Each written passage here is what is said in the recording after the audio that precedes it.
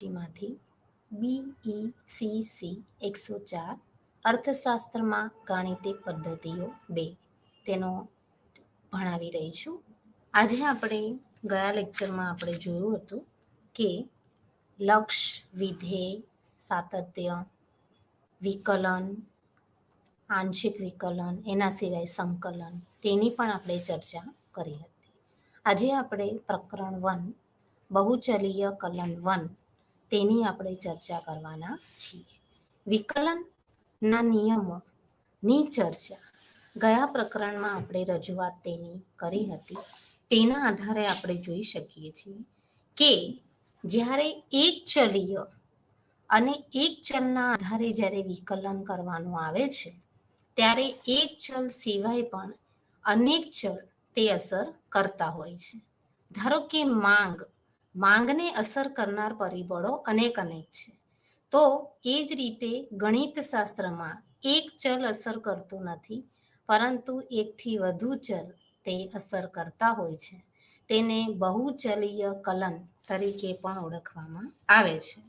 તો જ્યારે બે સ્વતંત્ર ચલરાશિઓ કામ કરતી હોય છે ત્યારે ગયા પ્રકરણમાં આપણે જોયું હતું કે જ્યારે એક જ ચલરાશિ કામ કરતી હોય અને એક ચલરાશિને અનુરૂપ બીજા પરિબળો જે જોવા મળે છે તો તેને આધારે જોઈ શકાય છે કે એક ચલ તે બીજા ચલ પર કેટલું આધારિત છે.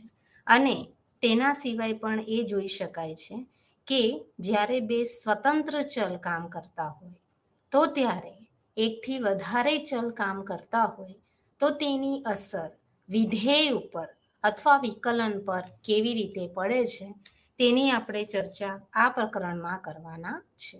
તો જ્યારે એકથી વધુ ચલ તે મુખ્ય સ્વતંત્ર ચલરાશિ અને આધારિત ચલરાશિ, તો એકથી વધુ ચલ જ્યારે કાર્યશીલ હોય અને તેને અસર કરનાર પરિબળ હોય તો તેને બહુચલીય પરિબળ તરીકે પણ ઓળખવામાં આવે છે. તો અર્થશાસ્ત્રમાં આ અભ્યાસ કરતી વખતે જ્યારે બે ચલની જ્યારે ચર્ચા કરવાની આવે છે તો ત્યારે એક્સ અને વાય ડી બિંદુએથી કેટલા દૂર છે અથવા સ્વતંત્ર ચલરાશિ અને આધારિત ચલરાશિને આધારે તેના કયા કયા ફેરફારો કરી શકાય. તો ધારો કે કોઈ એક ફંક્શન છે z = f(x,y) એ કોઈ એક વિધેય બતાવવામાં આવ્યું છે. તો એ વિધેયમાં એક્સ અને વાય તે ઇન્ડિપેન્ડન્ટ વેરિયેબલ એટલે કે આધારિત ચલરાશિઓ તરીકે ઓળખવામાં આવે છે. અને એમાં જે ઝેડ છે એ ઝેડ તે આધારિત ચલરાશિ અને સ્વતંત્ર ચલરાશિમાં z = f(x,y) આવે છે. ત્યારે એક્સ અને વાય તે સ્વતંત્ર ચલરાશિ છે અને ઝેડ તે આધારિત ચલરાશિ તરીકે ઓળખવામાં આવે છે. તો તેમાં બધા જ પ્રકારની જે જોડ છે એ જોડને આધારે સ્વતંત્ર ચલરાશિઓનો જ્યારે અભ્યાસ કરવાનો આવે છે ત્યારે તેમાં આધારિત ચલરાશિઓ ઉપર તે કેટલીક આધારિત છે તેને આધારે તેના સંયોગ અથવા તેની જોડ તે બનાવવામાં આવે છે. તો ઘણી વખત z = f(x,y) એમાં ઝેડને ઘણી વખત અંતર્ગામી વેરિયેબલ એટલે કે ચલ તરીકે પણ ઓળખવામાં આવે છે અને એક્સ અને વાયને બહિર્ગામી ચલ તરીકે પણ ઓળખવામાં આવે છે. તો આ રીતે જ્યારે બે ચલો અથવા બે વેરિયેબલની જ્યારે ચર્ચા કરવાની આવે છે ત્યારે તેને આપણે ડાયાગ્રામની એટલે ગ્રાફિકલ રીતે જોઈએ તો ગ્રાફિકલમાં તેની રજૂઆત તે અલગ અલગ રીતે જોવા મળે છે. તો તેને કારણે જે વક્ર જે દોરવામાં આવે છે એ વક્રને આધારે તે નક્કી કરવામાં આવે છે કે z = f(x,y) અને તેનું લેવલ એટલે તેની કક્ષા કર્વ સુધી કેટલે દૂર છે અને કેટલી નજીક છે તેને આધારે તે નક્કી કરવામાં આવે છે. એની સાથે જ્યારે આપણે સામાન્ય બહુચલીય વિધેયની ચર્ચા કરીએ છીએ ત્યારે હંમેશા બે ચલોની જ્યારે ચર્ચા કરવામાં આવે છે ત્યારે બે ચલોમાં જ્યારે કોઈ એક આધારિત ચલ હોય અને તો તે આધારિત ચલ તે ઘણા બધા સ્વતંત્ર ચલો સાથે જોડાયેલા હોય છે, માટે તેમાં ઘણી બધી વખત તેમાં ફેરફારો કરીને ઇન્ડિપેન્ડન્ટ વેરિયેબલ એટલે કે સ્વતંત્ર ચલરાશિ અને આધારિત ચલરાશિમાં તેને અસર કરતા પરિબળો તે જુદા જુદા જોવા મળે છે. તો આ પ્રકરણમાં આપણે મુખ્યત્વે વિકલનની ચર્ચા તે અગાઉના સેમિસ્ટરમાં અને પ્રકરણમાં આપણે કરી હતી. તો આ પ્રકરણમાં આ એકમમાં આપણે આંશિક વિકલન તેને આધારિત આપણે ચર્ચા કરવાના છીએ. તો તેમાં આધારિત ચલરાશિમાં જે ફેરફારો થાય છે તેને કારણે સ્વતંત્ર ચલરાશિમાં કયા પ્રકારના ફેરફારો થાય છે તેને આધારે જોઈ શકાય છે કે જ્યારે સિંગલ એટલે નોર્મલ જ્યારે સ્વતંત્ર ચલરાશિ હોય અને તેના ઇન્ડિપેન્ડન્ટ એટલે આધારિત અને સ્વતંત્ર ચલરાશિમાં જ્યારે એક જ ચલ આપેલો હોય ત્યારે તેની અસર કરનાર પરિબળો કયા હોય છે, અને એક કરતા વધારે ચલ આપેલા હોય ત્યારે તેની અસર અથવા તેને અસર કરતા પરિબળો કયા હોય છે તેની આપણે ચર્ચા કરવાના છીએ. તો z is equal two f x1 અને x2 એની આપણે વાત કરીએ તો x1 અને x2 માં જ્યારે ફેરફારો થાય છે તો તેને કારણે સામાન્ય બહુચલીય વિધેય તે અસ્તિત્વમાં આવે છે. તો સામાન્ય બહુચલીય જ્યારે વિધેયની આપણે ચર્ચા કરીએ છીએ તો z is equal two f x1 x2. તો તેમાં જોઈએ છે કે જ્યારે x1 અને x2 માં જ્યારે પરિવર્તનો અથવા ફેરફાર થાય છે તો તેના કારણે સ્વતંત્ર ચલરાશિઓમાં કેવી રીતે ફેરફાર જોવા મળે છે. એના સિવાય સામાન્ય જે બહુચલીય વિધેય છે એ સામાન્ય બહુચલીય વિધેયમાં z is equal two f x1 x2 અને xn તે પણ જોવા મળે છે. તો આ રીતે બહુચલીય અને સિંગલ એક ચલીય જ્યારે વિધેયની ચર્ચા કરવામાં આવે છે ત્યારે તેને અસર કરનારા પરિબળો પણ જુદા જુદા જોવા મળે છે. તો અહીં આપણે પ્રથમ કક્ષાનું જ્યારે આંશિક વિકલન, જેમ આપણે વિકલનમાં ગયા પ્રકરણમાં અથવા એકમના ચર્ચા કરી હતી કે પ્રથમ કક્ષામાં વિકલન કેવી રીતે શોધવાનું આવે છે અને તેના પછી દ્વિતીય કક્ષામાં વિકલન કેવી રીતે શોધવાનું આવે છે. તો પ્રથમ કક્ષાના વિકલનમાં જ્યારે ચર્ચા કરવામાં આવે છે ત્યારે આપણે અહીંયા ઉદાહરણ તરીકે જોઈએ તો delta z delta x1 is equal two f x1 plus delta x1 x2 xn minus f x1 x2 xn ભાગ્યા ડેલ્ટા x1. તો એક સૂત્ર જે ખાસ કરીને આંશિક વિકલનનું જે દર્શાવવામાં આવ્યું છે તેમાં દર્શાવવામાં આવે છે કે તેને આંશિક વિકલન ફળ તરીકે પણ તેને ઓળખવામાં આવે છે. તેનું આપણે એક ઉદાહરણ જોઈએ કે ધારો કે f xy બરાબર x ઘન y વત્તા y અને તેનો ચતુર્થાંશ એટલે 4. હવે એનું આંશિક વિકલન લઈએ તો આંશિક વિકલનનો નિયમ એ છે કે તેમાં જે શોધવાનું છે તેના સિવાયની રાશિને અજ્ઞાત માનવામાં આવે છે.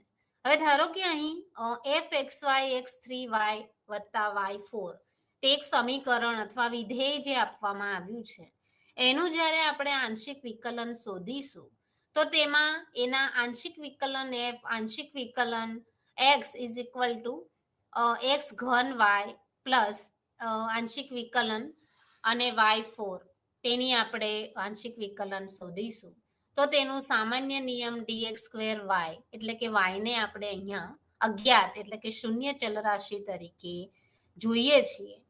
તે જ રીતે અહીંયા x ઘન y વત્તા y4 એની આપણે ચર્ચા કરીએ તો x ઘન y વત્તા 4y ઘન એટલે કે 4 માંથી 1 જાય તો વિકલનના નિયમ મુજબ 3 રહે છે તો તે 3 ઉપર તેનું આખું સમીકરણ પ્રાપ્ત થાય છે. તો આ જ રીતે x ઘન y અને y4 એની આપણે ચર્ચા કરીશું તો x ઘન y અને 4y ઘન તેનું આપણે જોઈશું. તો એ સામાન્ય ઉકેલ તે આંશિક વિકલનનો મળે છે. ટૂંકમાં વિકલનના નિયમ મુજબ જ્યારે પ્રથમ ચલરાશિ, સ્વતંત્ર ચલરાશિ, આધારિત ચલરાશિ અને તેને આધારિત તેમાં જે કેલ્ક્યુલેશન કરવામાં આવે છે તે જ રીતે આંશિક વિકલનમાં તે જે ચલરાશિ શોધવાની હોય તેના સિવાયની બીજી ચલરાશિને અહીંયા અજ્ઞાત એટલે કે સાયલન્ટ રાખવામાં આવે છે અથવા તો તેને શૂન્ય ધારવામાં આવે છે અને તે જ રીતે તેનું વિકલન ફળ શોધીને આંશિક વિકલન તરીકે તેને અસ્તિત્વમાં મૂકવામાં આવે છે. એના સિવાય z is equal two f x1 x2 અને એનું આપણે જોઈએ તો તેમાં 4x² 1 plus x1 x2 plus 3x² 2 એનું જ્યારે આપણે વિકલન ફળ શોધીએ તો અહીંયા x1 શોધવાનું છે તો અહીંયા x1 ની ચલરાશિને લઈને x2 ને અજ્ઞાત ધારવામાં આવે છે. તો અહીંયા f1 f2 એની આપણે વાત કરીએ તો 4 દુ 8x1 પ્લસ x2 કારણ કે અહીંયા x1 શોધવાનું છે એટલે x1 ને આપણે અજ્ઞાત ધારીશું અને જ્યાં જ્યાં x1 હશે એની જગ્યાએ x2 મૂકીશું કારણ કે x2 અહીંયા શોધવાના નથી પરંતુ x1 શોધવાના છે તો અહીંયા એનું વિકલન ફળ આંશિક વિકલન ફળ તેનો ઉકેલ અહીં એવી રીતે પ્રાપ્ત થાય છે.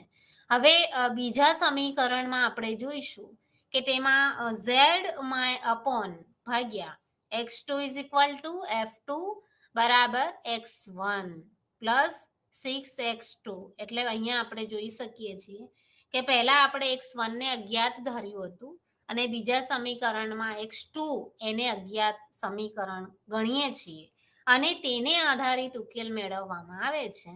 તો જેમ આગળ આપણે વિકલનના પ્રકરણમાં જોયું હતું તે વિકલનના પ્રકરણમાં અગાઉ તે x1 અને x2 જે ધારતા હતા તે ધારણાને આધારે તેને અલગ અલગ રીતે તેને ગણવામાં આવે છે. તો 8x1 પ્લસ x2 અને અહીંયા x2 ને પછી અજ્ઞાત અથવા શૂન્ય ધારી લીધા હતા એના સિવાય x1 પ્લસ 6x અને 2 તે રીતે પણ આંશિક વિકલન તે પ્રાપ્ત કરી શકાય છે. હવે આ થયું પ્રથમ કક્ષાનું આંશિક વિકલન. જેમ વિકલનના નિયમમાં પ્રથમ કક્ષાના આંશિક વિકલન પછી દ્વિતીય કક્ષાના આંશિક વિકલન શોધવાનું આવે છે તો એના પછી જે દ્વિતીય કક્ષાનું આંશિક વિકલન છે એની આપણે ચર્ચા કરીએ તો z is equal two f xy એનું આપણે ચર્ચા કરીશું. તો અહીંયા fx બરાબર સિગ્મા એના સિવાય પણ આંશિક વિકલનનું જે ચિહ્ન છે f ઇઝ ઇક્વલ ટુ આંશિક વિકલન x fy બરાબર આંશિક વિકલન f ભાગ્યા આંશિક વિકલન y તેની આપણે ચર્ચા કરવાના છીએ. તો તેમાં પ્રથમ વખત જે પ્રથમ પ્રકારની આંશિક વિકલન શોધવાનું આવે છે તેને જ આધારિત દ્વિતીય પ્રકારનું આંશિક વિકલન શોધીને તેનો સામાન્યત ઉકેલ મેળવવામાં આવે છે. યંગ જે થિયરમ છે યંગ નામના જે મેથેમેટિશિયન હશે એને યંગ જે પ્રમેય આપ્યો છે એ મુજબ એમ કહે છે કે યંગ થિયરમમાં most of fxy is equal to fyx તેને આધારે દ્વિતીય કક્ષાનું વિકલન ફળ તે શોધવાનું આવે છે અને તેમાં આંશિક વિકલનને આધારે તેમાં ફેરફાર કરીને આંશિક વિકલન f ભાગ્યા આંશિક વિકલન x આંશિક વિકલન f ભાગ્યા આંશિક વિકલન y તેને આધારે તેની ચર્ચા કરવામાં આવે છે. એના સિવાય પૂર્ણ વિકલનની આપણે વાત કરીએ તો પૂર્ણ વિકલનમાં delta z is equal to dz ભાગ્યા dx delta x dz is equal to dz ભાગ્યા dx અને dz એની આપણે ચર્ચા કરવાના છીએ. તો તેમાં dz ના જે નિયમો છે અથવા પૂર્ણ વિકલનના જે નિયમો જોવા મળે છે એ વિકલનને આધારિત તેની ચર્ચા કરવામાં આવે છે. તો તેમાં dz is equal two fx dx plus fy dy અને z અપોન x આંશિક વિકલન ગુણ્યા dx પ્લસ zy અને dy તે અંદાજિત તેમાં જોવા મળે છે અને તેને આધારે તેમાં પૂર્ણ વિકલન તે z ના આધારે શોધીને વિકલન ફળ તે પ્રાપ્ત કરવામાં આવે છે. અને તેમાં જે એક્ઝામ્પલ આપવામાં આવ્યા છે કે ધારો કે કોઈ એક સમીકરણ છે Z is equal two x ઘન વત્તા વાયનો ઘન, એનું આપણે જ્યારે પૂર્ણ વિકલન પ્રાપ્ત કરીએ તો dz બરાબર fx dx plus fy dy બરાબર 3x square dx plus 3y square dy તે પણ આપણે જોઈશું. અને તેના બહુચલીય વિધેયની વાત આપણે કરીએ તો તેમાં x1 x2 xn અને તેના પછી x1 x2 અને dx1 અથવા તેને આધારિત પૂર્ણ વિકલન તે જોવા મળે છે. તો પૂર્ણ વિકલનના જે નિયમો છે અથવા તેના નિયમોને આધારે આપણે જોઈએ તો ગણિત શાસ્ત્રમાં જેમ આપણે વિકલનના નિયમો છે, સંકલનના નિયમ છે, એમ અહીં આંશિક વિકલન તેમજ પૂર્ણ વિકલનના પણ નિયમો શોધવામાં આવે છે અને તેને આધારિત તેમાં ગણતરી કરીને અર્થશાસ્ત્રમાં તેનો ઉપયોગ કઈ રીતે કરી શકાય તે પણ અહીં શોધવામાં આવે છે. તો અહીંયા આપણે પહેલું જોઈએ એના નિયમો જે છે એ નિયમોને આધારિત પછી દાખલામાં તેની રજૂઆત કરીને ધીમે ધીમે તેની રજૂઆત કરવામાં આવે છે. તો ડીકે બરાબર 0, D W plus minus Z is equal to D W plus minus D Z, પછી D W Z is equal to W dot D Z plus Z D W, D W ભાગ્યા Z is equal to Z into D W minus W D Z ભાગ્યા Z square. એ રીતે તેના નિયમો જે આપવામાં આવ્યા છે. અને એના સિવાય પણ ડી કૌંસમાં કે ઝેડ અને તેની એન ઘાત બરાબર કે N Z N minus 1 D Z, તેની આ રીતે વિકલનના અને પૂર્ણ વિકલનના નિયમોનો ઉપયોગ કરીને તેની રજૂઆત જે કરવામાં આવે છે. તો આને સારી રીતે શોધવાનું કામ અથવા સારી રીતે તેને કરવાનું કામ તે ખાસ વિકલનના ફળથી જોવા મળે છે. તો ઉદાહરણ આપણે જોઈએ કે u બરાબર dx અને એનો ઘન વત્તા 2y સ્ક્વેર વત્તા y ઘન હોય ત્યારે du શોધો. તો તેનું વિકલન ફળ શોધીએ તો du બરાબર fx dx વત્તા fy dy અને એના સિવાય એનું આપણે વિકલન ફળ શોધીએ તો 3 તરી 9x, કારણ કે 3 માંથી 1 જાય એટલે માઇનસ 2 રહે છે, તો 3 minus 1 means is equal two 2. તો 9x સ્ક્વેર dx વત્તા uy plus dy square dy તે પ્રાપ્ત થશે. અને એના સિવાય એનું પણ આપણે ઉકેલ મેળવીએ તો 9x square dx plus y u plus 3y અને dy તે પ્રાપ્ત થાય છે. એના સિવાય પણ ઘણા બધા એવા વિકલન ફળ છે. એ વિકલન ફળને આધારે પણ આંશિક વિકલન ફળ તે વિકલનના અને આંશિક વિકલનના ઉપયોગ કરીને તેની ઉકેલ તે ગણિત શાસ્ત્રમાં કરવામાં આવે છે. હવે સૌથી પ્રથમ તે થાય છે કે આ વિકલન, આંશિક વિકલન, પૂર્ણ વિકલન વગેરેનો અર્થશાસ્ત્રમાં ફાળો અથવા તેનું યોગદાન અથવા તેનો ઉપયોગ કઈ રીતે કરી શકાય તેની આપણે જ્યારે રજૂઆત કરીએ છીએ ત્યારે આપણને જુદી જુદી રજૂઆતો તે પ્રાપ્ત થાય છે. તો u બરાબર X square minus Y square ભાગ્યા X square plus Y square, અને તેનો આપણે રૂલ જોઈએ તો તેમાં પણ ઝેડ ભાગ્યા કૌંસમાં fx dx વત્તા fy dy માઇનસ w કૌંસમાં gx dx plus gy dy અને તેનો ઝેડ સ્ક્વેર, અને એનું સામાન્ય સમીકરણ જે આપીએ તો X square plus Y square D X square minus Y square minus X square minus Y square D X square વત્તા Y square X square Y square અને તેનો હોલ સ્ક્વેર, અને તેમાં એક્સ સ્ક્વેર પ્લસ વાય સ્ક્વેરમાં 2x dx minus 2y dy X square minus Y square 2x dx વત્તા 2y dy ભાગ્યા X square plus Y અને 4xy અને એનો square dx minus 4x square y dy ભાગ્યા X square plus Y અને square અને તેનો whole square. આ રીતે પણ સમીકરણ અથવા પૂર્ણ વિકલનના દાખલાનો ઉકેલ તે સરળ રીતે આપી શકાય છે. અને તેના સૂત્રોની મદદથી પણ તેનો અભિપ્રાય અથવા તેને આધારિત તેમાં ઉપયોગ કરી શકાય છે. હવે આપણે આગળ જઈએ તો જેમ વિકલનના નિયમોમાં એક ચેન રૂલ ધેટ મીન્સ સાંકળનો નિયમ જે આવતો હતો, એ સાંકળના નિયમમાં ધારો કે કોઈ ફંક્શન છે,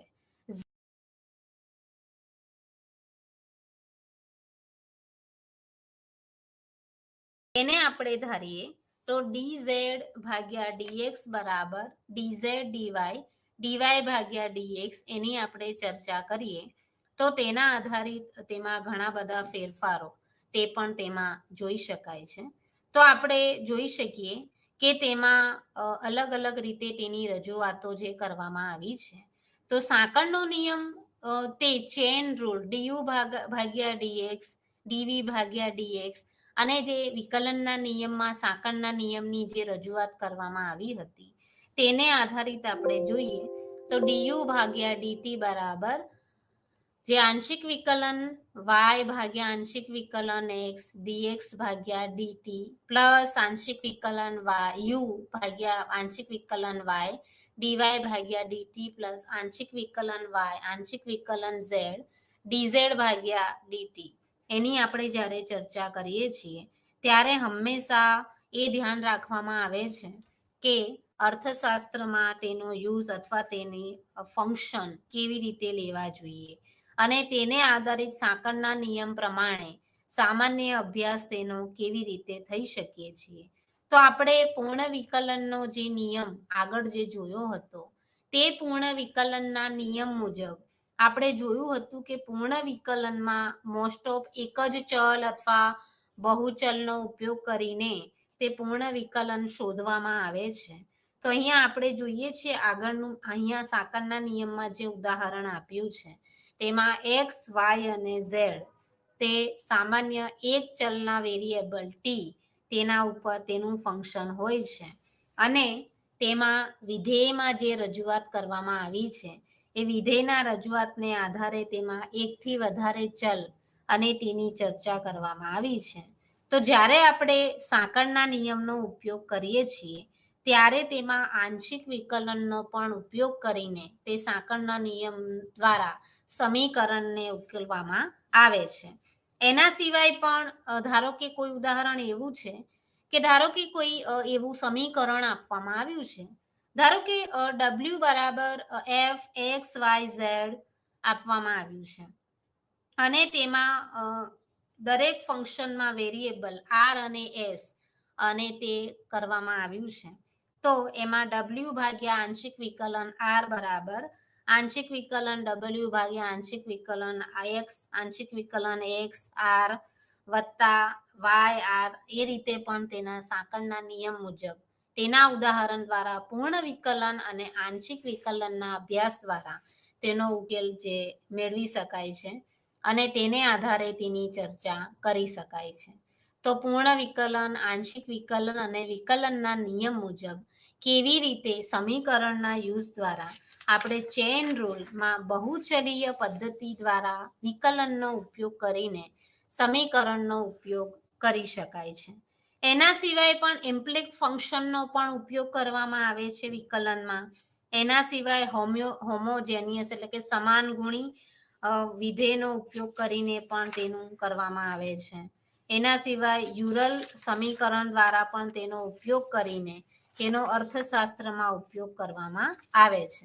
તો આ રીતે જ્યારે ઉદાહરણ લઈએ કે અર્થશાસ્ત્રમાં જ્યારે વિકલનનો ઉપયોગ કરવામાં આવે છે તો એ વિકલન માટે અલગ અલગ નિયમ પ્રમાણે તેનો કેવી રીતે યુઝ કરી શકાય. તો આપણે હવે સામાન્ય જે અભ્યાસ આપણો જોયો આગળનો કે આંશિક વિકલન કેવી રીતે શોધવાનું આવે છે. આંશિક વિકલનમાં પ્રથમ કક્ષાનું આંશિક વિકલન અને દ્વિતીય કક્ષાનું આંશિક વિકલન તે કઈ રીતે શોધવાનું આવે છે. તેના સિવાય પૂર્ણ વિકલન અને એ રીતે કેવી રીતે તેનું શોધવામાં આવે છે અને તેના ઉદાહરણો, સાંકળનો નિયમ તેના આધારિત આપણે જોયું. હવે આપણે એકમ 2માં એનું એપ્લિકેશન આવે છે કારણ કે અર્થશાસ્ત્રમાં જ્યારે આ બધા ગણિતના નિયમનો જ્યારે ઉપયોગ કરવામાં આવે છે તો કઈ રીતે તેમાં માંગ, પુરવઠો, બજાર, કિંમત, પુષ્ટિગુણ, મૂલ્ય સાપેક્ષતા, આવક સાપેક્ષતા તે બધા જ સિદ્ધાંતોનો ઉપયોગ કરીને ગણિતના નિયમોનો ઉપયોગ કેવી રીતે કરવામાં આવે છે તેની રજૂઆત તેમાં કરવામાં આવે છે.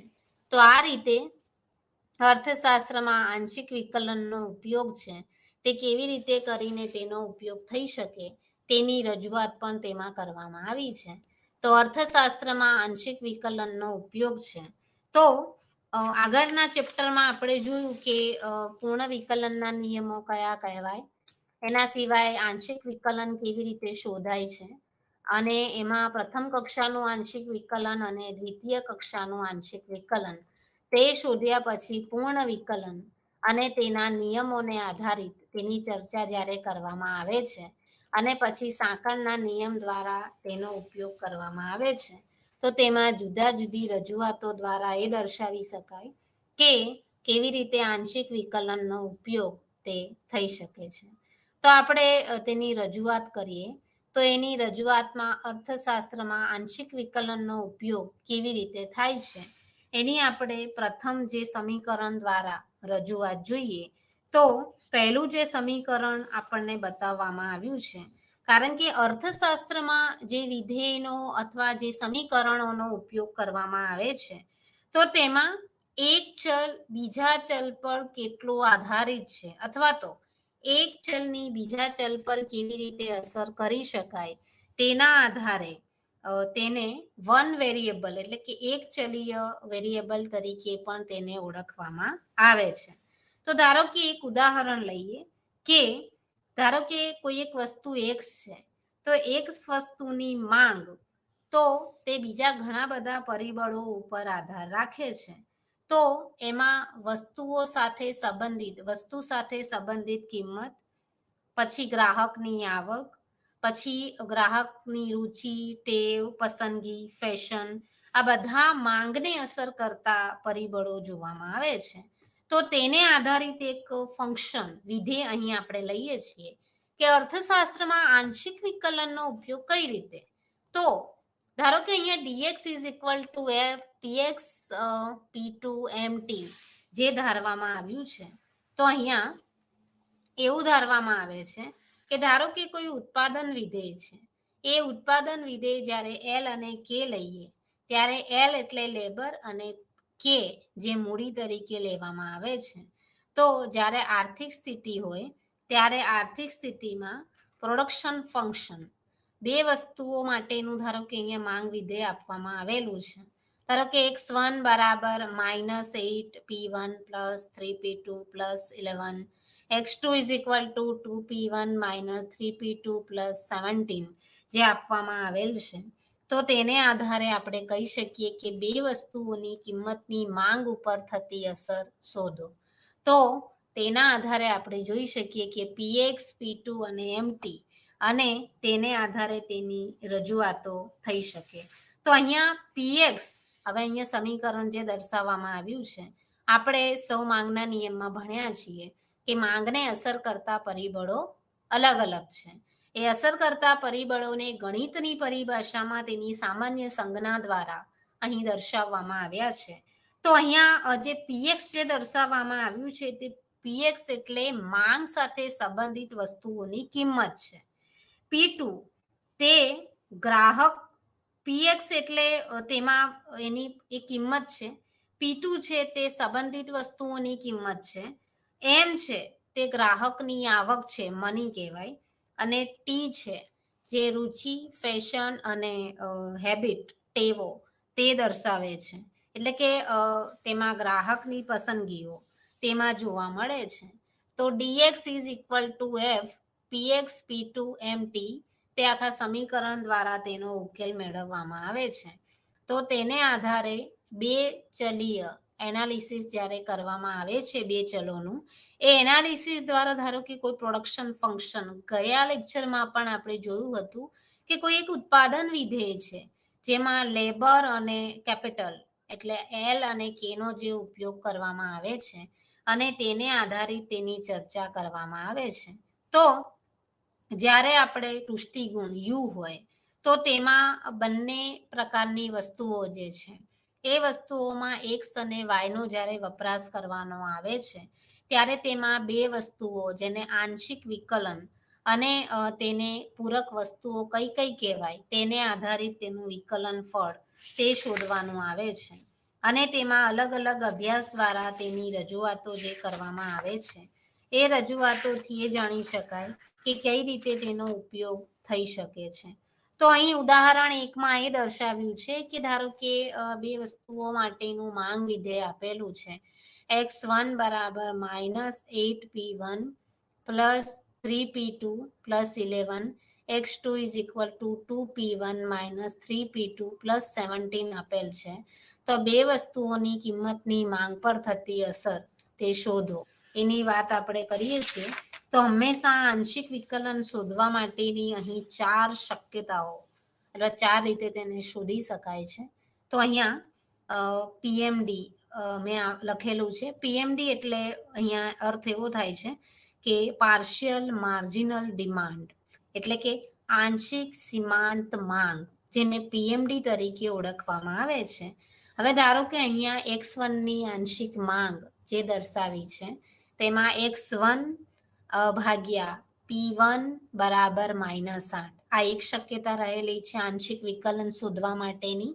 બીજી શક્યતા છે પીએમડી એટલે કે x1 ની જ્યારે આંશિક સીમાંત માંગ શોધવાની હોય તો જ્યારે x2 ની કિંમતમાં ફેરફાર થાય છે ત્યારે તેમાં x1 ભાગ્યા p2 બરાબર 3 આવે છે. આ થઈ બીજી શક્યતા. ત્રીજી શક્યતા એ છે કે જ્યારે આંશિક સીમાંત માંગમાં x2 માં જ્યારે x2 આધારિત હોય અને x2 માં જ્યારે ફેરફારો થાય છે ત્યારે x2 અને p2 બરાબર -3 તે જોવા મળે છે અને તેમાં x2 જ્યારે પ્રાઇસ ઓફ x1 ચેન્જ થાય છે તો તેમાં x2 અને p1 અને તેનો 2 અથવા તે રીતે પણ તે આંશિક વિકલન શોધી શકાય છે. હવે અહીંયા એનું ઇન્ટરપ્રિટેશન મેં આપ્યું નથી તો હું કહી શકું કે આ ચાર શક્યતાઓને આધારે જેનું વિશ્લેષણ કરવામાં આવે છે જેનું પૃથ્થકરણ જે કરવામાં આવે છે એ પૃથ્થકરણને આધારે તેની રજૂઆતો કઈ કઈ રીતે થઈ શકે છે. તો x1 ભાગ્યા p1 બરાબર -8 બતાવે છે કે જ્યારે કિંમત x2 હોય ત્યારે x1 ની કિંમત તે સ્થિર રહે છે એટલે કે એક યુનિટના x1 માં માંગમાં 8 યુનિટ જેટલી વધે છે. આ થઈ પ્રથમ પ્રકારની શક્યતા. બીજા પ્રકારની શક્યતામાં અહીં જવાબ 3 આવે છે. એ 3 નો એમ બતાવે છે કે જ્યારે x1 સ્થિર હોય ત્યારે તેની જે કિંમત x2 હોય તેમાં વધારો થાય છે અને તેને કારણે તેની માંગમાં પણ વધારો થતો જોવા મળે છે. એના સિવાય x2 અને p2 એટલે -3 નું જોઈએ તો તેમાં x1 ની કિંમત જ્યારે સ્થિર હોય ત્યારે x2 ની કિંમતમાં વધારો થાય છે અને x2 ની યુનિટમાં જ્યારે વધારો થાય છે ત્યારે તેમાં 3 યુનિટ તે પ્રાપ્ત થાય છે. હવે જ્યારે બેની વાત કરીએ તો જ્યારે કોઈ x1 ની કિંમત જ્યારે કોન્સ્ટન્ટ મીન્સ સ્થિર ધારવામાં આવે છે ત્યારે x1 ની કિંમતમાં વધારો થાય છે અને તેની માંગમાં પણ વધારો થઈને 2 યુનિટ સુધી વધે છે. તો તે પણ એની ચાર શક્યતાઓને આધારે તે કહી શકાય કે તેમાં કઈ કઈ રીતે ફેરફારો થઈ શકે છે. હવે તેને આધારિત જ્યારે આપણે આંશિક વિકલન શોધીએ છીએ તો તે આંશિક વિકલનને આધારે આ ચાર શક્યતાઓને આધારે ધારો કે કોઈ એક પ્રાઇઝની કિંમત સ્થિર હોય તો x1 ની x2 ઉપર કેટલી અસર થાય છે x2 ની x1 ઉપર કેવી અસર થાય છે તે આંશિક સીમાંત માંગ દ્વારા શોધવામાં આવે છે અને તેના સૂત્રોના સ્વરૂપે તેનો ઉપયોગ કરીને તેની રજૂઆતો તેમાં કરવામાં આવે છે. હવે આપણે અર્થશાસ્ત્રમાં ખાસ અવેજી વસ્તુઓ અને પૂરક વસ્તુઓની પણ ચર્ચા કરીએ છીએ. અવેજી વસ્તુઓ કોને કહેવાય અને પૂરક વસ્તુઓ કોને કહેવાય તેને આધારિત ગણિત શાસ્ત્રમાં તેની રજૂઆતો જે કરવામાં આવી છે. તો ધારો કે x અને y બે વસ્તુઓ છે જે પૂરક વસ્તુઓ તરીકે ઓળખવામાં આવે છે. હવે ધારો કે એકમાં વધારો થાય અને એકમાં ઘટાડો થાય તો ધારો કે પેટ્રોલ અને કાર પેટ્રોલ અને કાર તે એકબીજાની પૂરક વસ્તુઓ છે. કાર હોય પણ પેટ્રોલ ના હોય તો ન ચાલે, પેટ્રોલ હોય અને કાર ન હોય તો ન ચાલે. તો બંને એકબીજાની પૂરક છે. તો એ જ્યારે એવા કિસ્સો હોય, સહી અને બોલપેન આ એકબીજાની પૂરક વસ્તુઓ કહેવાય. એવી જ રીતે અવેજી વસ્તુઓ એટલે એક નથી પણ તેની અવેજીમાં વાપરી શકાય. તો ચા અને કોફી તે અવેજી વસ્તુઓ તરીકે ઓળખવામાં આવે છે. તો અહીંયા જ્યારે આપણે પાર્શિયલ ડેરિવેટિવ્સની વાત કરીએ છીએ, આંશિક વિકલનની વાત કરીએ છીએ, તો જ્યારે પૂરક વસ્તુઓની જ્યારે આપણે ચર્ચા કરવામાં આવે છે અને પૂરક વસ્તુઓમાં આંશિક વિકલન જ્યારે શોધવાનું આવે છે, તો તે હંમેશા ઋણ તે પ્રાપ્ત થાય છે. તો તેમાં x1 ભાગ્યા p2 એ લેસ ધેન 0 અને x2 ભાગ્યા p1 ઇઝ લેસ ધેન 0 તે આપણને પ્રાપ્ત થાય છે. એના સિવાય જો અવેજી વસ્તુઓ હોય, ધારો કે બે પ્રકારની વસ્તુઓ છે, મેં ઉદાહરણ પણ આપ્યું કે ચા અને કોફી તે અવેજી વસ્તુઓ કહેવાય છે. તો જ્યારે અવેજી વસ્તુઓ હોય અને તે સ્થિર હોય, તો તે ધારો કે કોફીની કિંમતમાં વધારો થાય છે, તો તેને કારણે ચાની માંગમાં પણ વધારો થતો જોવા મળે છે. તો હંમેશા જ્યારે અવેજી વસ્તુઓનું આંશિક વિકલન શોધવાનું આવે છે, તો તે હંમેશા પૂરક જોવા મળે છે. અને જ્યારે પૂરક વસ્તુઓનું આંશિક વિકલન શોધવાનું આવે છે, ત્યારે તે હંમેશા નકારાત્મક એટલે કે ઋણ પ્રાપ્ત થાય છે. તો x1 ભાગ્યા p2 is less than greater than 0, x2 ભાગ્યા p1 is greater than 0 તે પણ શોધી શકાય. તો આપણે એ જોઈ શકાય છે કે x1 અને x2 એનું જ્યારે વિધેયની માંગ શોધવાની આવે છે, તો તેમાં પૂરક છે, કોમ્પિટિટિવ છે, તેને આધારે તેની ચર્ચા તે કરી શકાય છે અને એને આધારિત તેની શક્યતાઓ પણ શોધી શકાય છે. તો તેને આધારિત અલગ અલગ શક્યતાઓ અને તેના પરિણામો જે પ્રાપ્ત થાય છે, એ પરિણામોને આધારિત આંશિક વિકલનની શરૂઆત તેમાં કરવામાં આવે છે. હવે આપણે નેક્સ્ટ જે ટોપિક છે તે સાપેક્ષતા. આગળ આપણે મૂલ્ય સાપેક્ષતા, આવક સાપેક્ષતા નો અભ્યાસ કર્યો હતો. તો આંશિક સાપેક્ષતાનો ઉપયોગ કેવી રીતે થાય છે એની આપણે ચર્ચા કરીએ. તો અહીંયા ધારો કે પીઈ, પી એટલે પાર્શિયલ ડેરિવેટિવ્સ, પાર્શિયલ ડેરિવેટિવ્સ એટલે આંશિક સાપેક્ષતા. તો અહીંયા ધારો કે પીઈ x1 માટે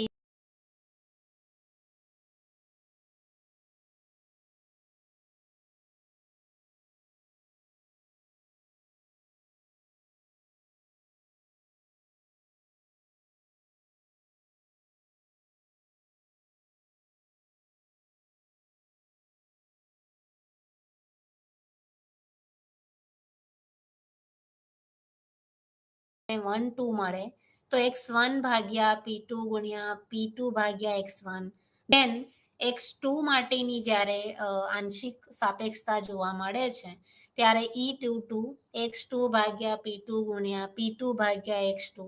અને તેમાં x2 ની જ્યારે આપણે આંશિક સાપેક્ષતા શોધીએ, તો e21 એટલે x2 ભાગ્યા p1 ગુણ્યા p1 ભાગ્યા x2 તેની રજૂઆતો જે કરવામાં આવે છે.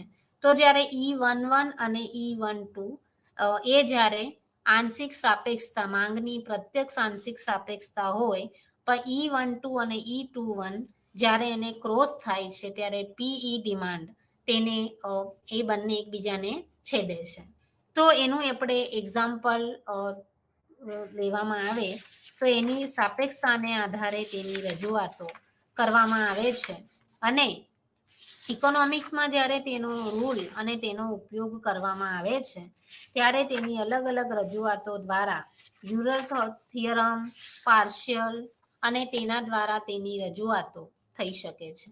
તો હવે આપણે ઇકોનોમિક્સમાં જ્યારે આંશિક સાપેક્ષતાનો ઉપયોગ કેવી રીતે થઈ શકે, તો ધારો કે કોઈ ડિમાન્ડ ફંક્શન આપ્યું છે, માંગ વિધેય x1 બરાબર p1 માઇનસ 1.5 p2 અને તેની 4 ઘાત અને x2 p1 અને તેની 6 ઘાત p2 માઇનસ 7 હોય, તો તેની પ્રતિ આંશિક સાપેક્ષતા શોધો. પ્રતિ એટલે ક્રોસમાં જાય છે. તો આ રીતે x1 p1 ગુણ્યા p1 x1 અને એની જ્યારે આપણે રજૂઆતો કરીએ છીએ ત્યારે અલગ અલગ પરિણામો તેના પ્રાપ્ત થાય છે અને એ પરિણામો દ્વારા તેના રિઝલ્ટ્સ પણ જુદા જુદી રીતે જોઈ શકાય છે. તો પ્રત્યક્ષ આંશિક સાપેક્ષતા કેવી રીતે કહી શકાય, પ્રતીક આંશિક સાપેક્ષતા કઈ રીતે કહી શકાય, તેની પણ જુદી જુદી રજૂઆતો તે થઈ શકે છે. તો આંશિક સાપેક્ષતાના જે પ્રથમ બે સૂત્રો અહીંયા આપ્યા છે કે આંશિક સાપેક્ષતા માટેનું x1 માટેનું સૂત્ર 1 1 1 2 અને આંશિક સાપેક્ષતા માટેનું 2 2 અને 2 1. તો એમાં પ્રથમ બે જે સૂત્ર છે તે છે પ્રત્યક્ષ આંશિક સાપેક્ષતા અને બીજું જે છે તે છે પ્રતિ આંશિક સાપેક્ષતા એટલે ક્રોસ, અને તેને આધારે તેનો અભ્યાસ કરવામાં આવે છે અને જુદી જુદી રીતે તેના અભ્યાસ દ્વારા તેની રજૂઆતો તે કરવામાં આવે છે. તો આ રીતે તેના સૂત્રો દ્વારા તેનું જ્યારે સમીકરણ મેળવવામાં આવે છે અને તેને ડિમાન્ડ અથવા તેના ફંક્શન દ્વારા તેની રજૂઆતો તેમાં જોઈ શકાય છે. હવે આપણે પુષ્ટિગુણ વિધેયમાં આંશિક વિકલનનો ઉપયોગ કઈ રીતે થઈ શકે તેની આપણે ચર્ચા જોઈએ. તો ધારો કે કોઈ પુષ્ટિગુણ વિધેય અહીંયા આપેલું છે, u is equal two x1 plus 7 y plus 2, એટલે કે જ્યારે કોઈ બે વસ્તુઓ x અને y નો સીમાંત પુષ્ટિગુણ આપેલ હોય ત્યારે x ના 5 એકમ અને y ના 3 એકમનો વપરાશ થતો હોય તો તે પુષ્ટિગુણ વિધેય શોધો. તો પુષ્ટિગુણ વિધેય u બરાબર x વત્તા 7 અને y વત્તા 2, એટલે કે સીમાંત પુષ્ટિગુણ x બરાબર y ભાગ્યા x અને y પ્લસ 2, એટલે x બરાબર 5 અને y બરાબર 3 હોય તો mu x બરાબર y પ્લસ 2, જેમાં 3 પ્લસ 2 અને 5 તેની આપણે રજૂઆતો કરીશું અને તેના આધારે તે શોધવામાં આવે છે. તો જ્યારે y શોધવાનું હોય ત્યારે x ને અજ્ઞાત ધારવામાં આવે છે અને જ્યારે x શોધવાનું હોય ત્યારે y ને અજ્ઞાત ધારવામાં આવે છે. તો અહીંયા mu x એટલે સીમાંત પુષ્ટિગુણની જ્યારે રજૂઆત કરવાની હોય ત્યારે તે સીમાંત પુષ્ટિગુણને આધારે y પ્લસ ઝેડ અને x પ્લસ 7 એની આપણે રજૂઆતો કરીશું. તો y બરાબર 3 plus 2 is equal to 5, then x plus 7 એમાં આપણે એક્સની જ્યારે કિંમત મૂકીશું એટલે 5 પ્લસ 7 12 થશે, એટલે પુષ્ટિગુણ વિધેય તે રીતે શોધવામાં આવે છે. તો અહીંયા આંશિક વિકલનમાં નોર્મલ જ્યારે x છેદમાં હોય ત્યારે એક્સમાં y ને અજ્ઞાત એને શાય માનવામાં આવે છે અને જ્યારે y શોધવાનો હોય ત્યારે x ને શાય માનીને અજ્ઞાત માનીને તે ચલ રાશિનો ઉકેલ તે મેળવીને આંશિક પુષ્ટિગુણનો ખ્યાલ તે મેળવી શકાય છે. એના સિવાય પણ હવે આપણે જ્યારે પ્રોડક્શન ફંક્શનની વાત કરીએ તો જ્યારે એક પ્રોડક્શન ફંક્શન છે જેમાં લેબર એન્ડ કેપિટલ L અને K જ્યારે કામ કરે છે ત્યારે જ્યારે આપણે કોઈ શ્રમ છે તો શ્રમનું સીમાંત એકમ અથવા સીમાંત કિંમત આપણે પ્રાપ્ત કરીએ છીએ તો તે ટોટલ પ્રોડક્ટ બરાબર હોય છે. અને ધારો કે તેની મૂડીની વાત કરીએ તો તેમાં પણ ટીપી અથવા તે મૂડીની કરવામાં આવે છે. તો યુલર થિયરમ જે જોવા મળે છે એ યુલર થિયરમ પ્રમાણે તેની જુદી જુદી રજૂઆતો કરવામાં આવે છે અને તેના દ્વારા આંશિક વિકલન ફળ માં p બરાબર f l k પ્રોડક્શન ફંક્શનમાં બે પરિબળો જે છે એમાં L અને કેપિટલ K એને યુલર થિયરમ પ્રમાણે જોઈએ તો L આંશિક વિકલન p ભાગ્યા આંશિક વિકલન L વત્તા K ગુણ્યા આંશિક વિકલન p ભાગ્યા આંશિક વિકલન K બરાબર p, L ગુણ્યા MPL plus K MPK is equal two p તે પ્રાપ્ત થાય છે. તો અહીંયા આપણે કોઈ પ્રોડક્શન ફંક્શન જે શોધવાનું આવે છે ઉત્પાદન વિધેય, તે ઉત્પાદન વિધેયમાં p બરાબર 2 LK ભાગ્યા 1/2 એટલે p એ કુલ કિંમત દર્શાવે છે, L લેબર દર્શાવે છે અને શ્રમ અને K તે કેપિટલ એટલે મૂડી દર્શાવે છે. તો ત્યારે તેમાં જ્યારે બે પરિબળ ફેક્ટરનો સીમાંત કિંમત શોધવાની હોય ત્યારે અને યુલર થિયરમ જ્યારે તેને સંતોષ પામવાનો હોય, સેટિસ્ફાય કેવી રીતે થાય છે તો તેના કારણે જ્યારે શ્રમના 5 એકમોનો વપરાશ થતો હોય ત્યારે તેમાં કેટલું ફિક્સ રહે છે તેની પણ આપણે રજૂઆત કરવામાં આવે છે. અને તેની રજૂઆતો દ્વારા જ્યારે ટોટલ પ્રોડક્ટ આપેલું આવે છે ત્યારે ટોટલ પ્રોડક્ટને આધારે પહેલા સીમાંત કિંમત શોધવામાં આવે છે. એક વખત શ્રમ આધારિત અને એક વખત કેપિટલ આધારિત. તે સીમાંત પ્રોડક્ટ શોધીને ઉત્પાદન વિધેયમાં યુલર થિયરમ દ્વારા તેની રજૂઆત કરવામાં આવે છે.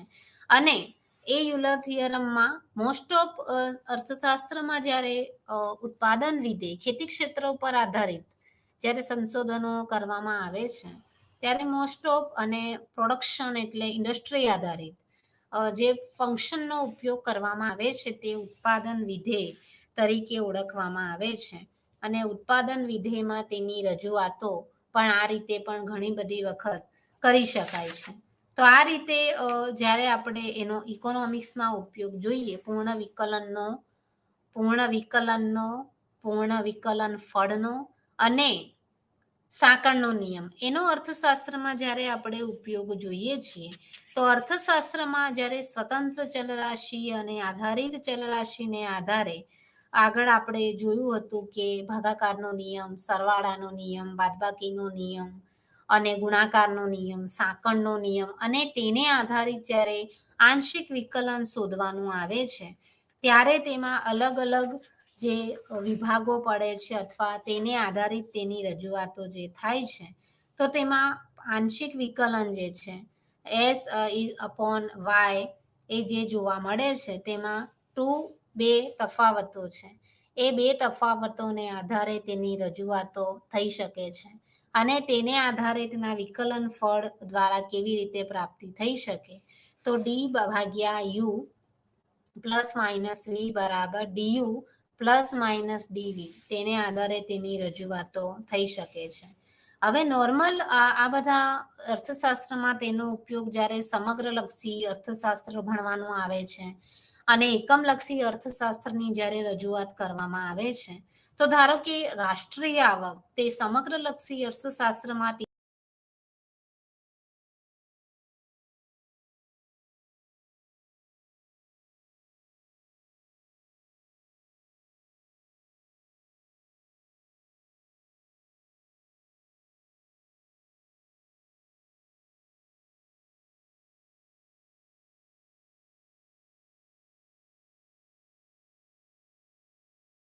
છે.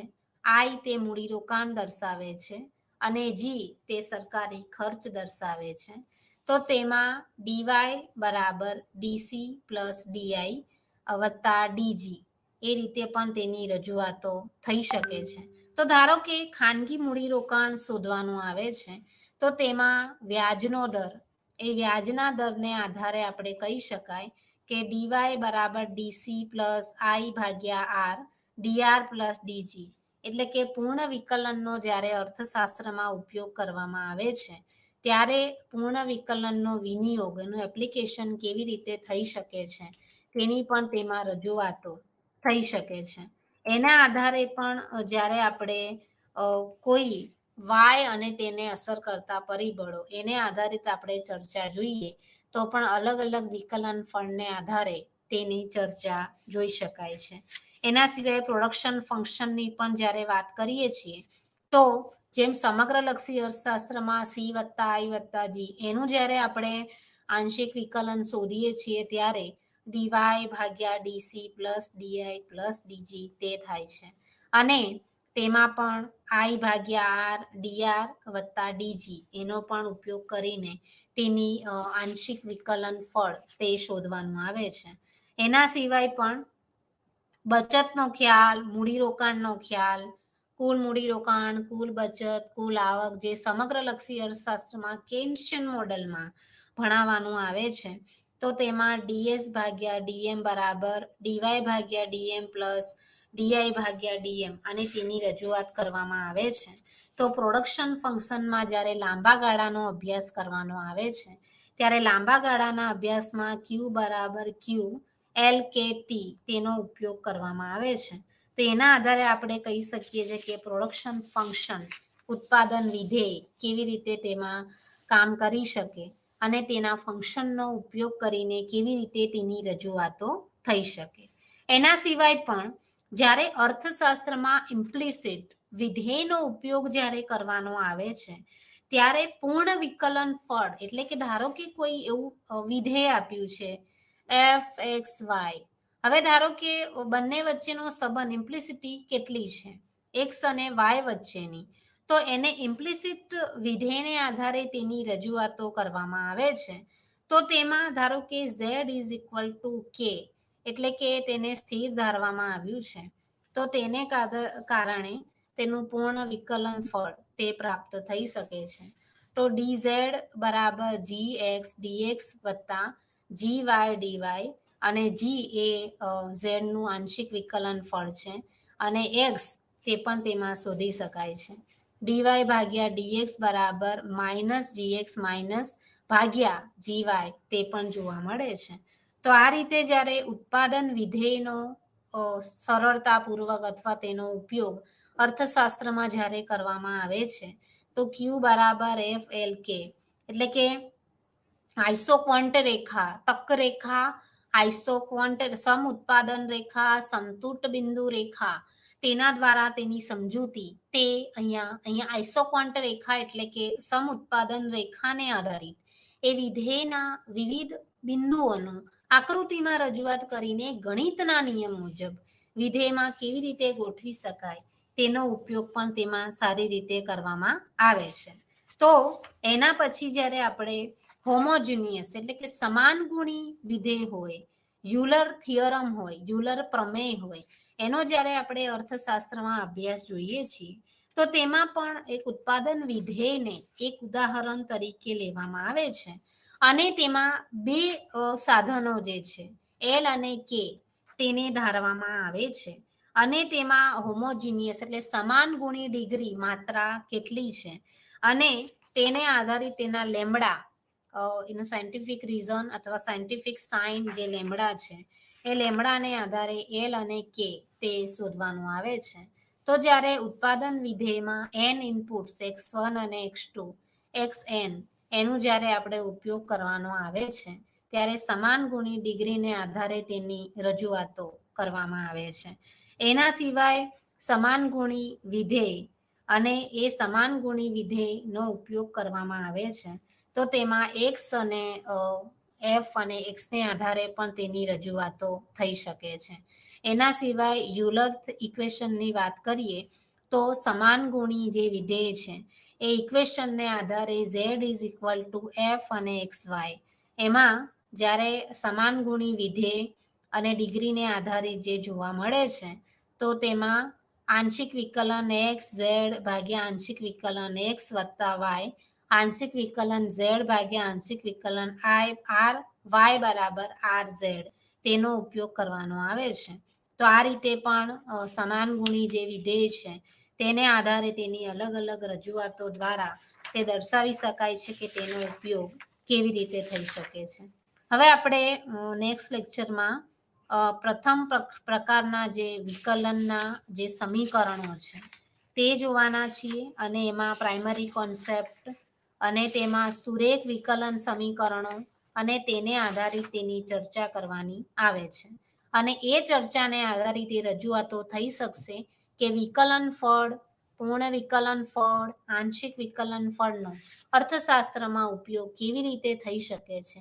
કારણ કે અર્થશાસ્ત્રના જે સામાન્ય ખ્યાલો છે જેમ કે તુષ્ટિગુણ છે, માંગ પુરવઠો છે, બજાર છે, એના સિવાય પણ એકમલક્ષી અર્થશાસ્ત્રની સામે સમગ્રલક્ષી અર્થશાસ્ત્રની જ્યારે રજૂઆતો કરવામાં આવે છે ત્યારે કુલ મૂડીરોકાણ, કુલ વિધેય અને કુલ આવક, કુલ ખર્ચ તેને આધારે પણ તેની રજૂઆત તે કરીને ધીમે ધીમે અર્થશાસ્ત્રમાં તેનું વિધેય દ્વારા ઉપયોગ કેવી રીતે થઈ શકે તે દર્શાવવામાં આવ્યું છે. એના સિવાય આપણે જ્યારે શ્રેણીકો, આગળ જે શ્રેણીકો અને નિશ્ચાયકો અને એની આપણે જ્યારે ચર્ચા કરવાની હોય છે કે શ્રેણીકો કોને કહેવાય, નિશ્ચાયકો, એમાં સદિશોનો ઉપયોગ કરવામાં આવે છે અને અર્થશાસ્ત્રમાં પણ તેની રજૂઆતો કરવામાં આવે છે.